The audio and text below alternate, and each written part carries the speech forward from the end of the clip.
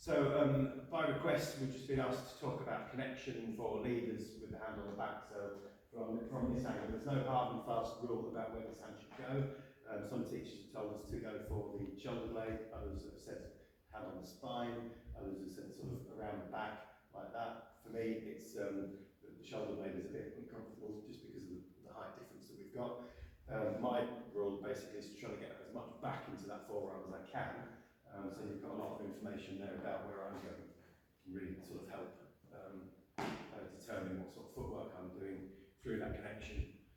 It's loads of cues for you, isn't it? You can really feel what I'm doing if I keep that arm attached to me, basically. You can really feel the difference between 6 count, 8 count, 10 count. All the triples are clearly transmitted through this connection. Another thing that might affect this, and will mean it does change with different partnerships, is where my arm sits. So if I'm a lot shorter, it's not going to be comfortable for Bruce to be going around my waist. He's got to also not think about going too high because that's going to pull my arm upwards. So it's going to be where we both stand comfortably, but if you're taller than me, then it is going to be a slightly different angle compared to if I'm a very similar height, it's going to be somewhere else. So I don't want to be contorting my body to the point that I'm uncomfortable. Obviously, there is a point where this hand is going to be too low.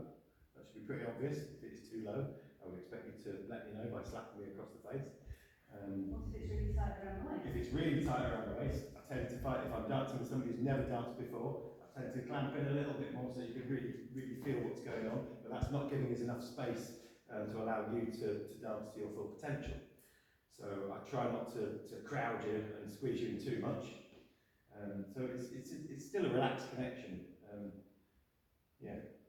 Another thing is this needs to be flexible enough to move. So during the swing out, it's going to have to slide around and move onto this side of my body or the shoulder blade. If it's really rigid and tense, I wouldn't be able to do that. I'd be sort of like, it's just hard work, which is what I mean by a relaxed connection. So I am applying a little bit of pressure to your back there. You're responding to that. But we're ready to just sort of leave that at a moment's notice. Or allow it to move around on the back. So the important thing is basically my hand somewhere on your back so you can feel where I'm going with my body. Your elbow on my arm there, that's your point of connection. So if I travel backwards, you're going to feel everything through that backwards as well as forwards. And we're both comfortable.